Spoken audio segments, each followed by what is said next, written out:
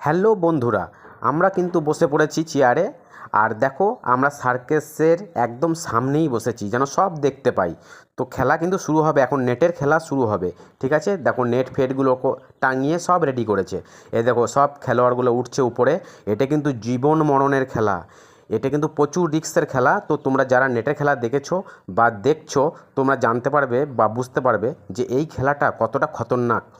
তো এত কষ্ট করে জীবনের ঝুঁকি নিয়ে এই দাদাভাইরা কষ্ট করে খেলা দেখাচ্ছে। এদের কিন্তু জীবন মরণের খেলা, প্রচণ্ড রিস্কের খেলা।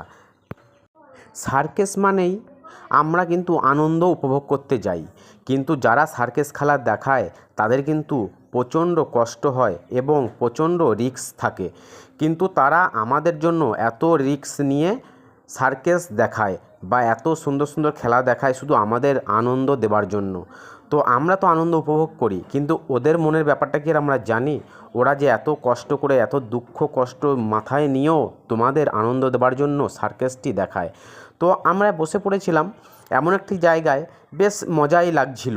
কিন্তু দাদাভাইদের কথা ভেবে আমার কিন্তু একটু ভয়ও লাগছিল, যে দেখো এত সুন্দর সুন্দর খেলা, আর উপরে শূন্যর উপরে ভেসে থেকে একে অপরের হাত ধরা চারটিখানি কথা নয়। এটা কিন্তু বন্ধুরা, আমরা কিন্তু অসম্ভব, আমরা কিন্তু পারবো না।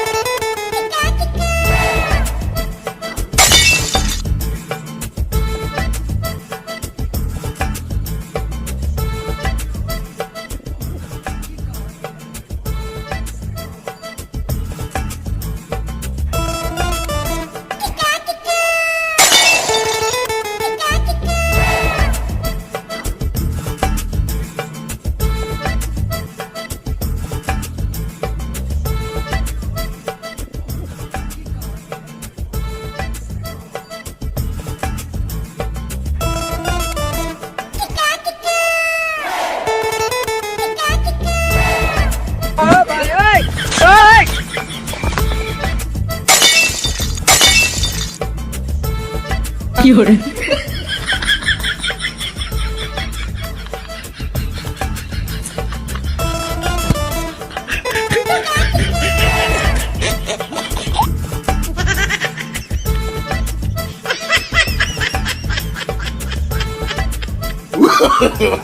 no, no, no, no.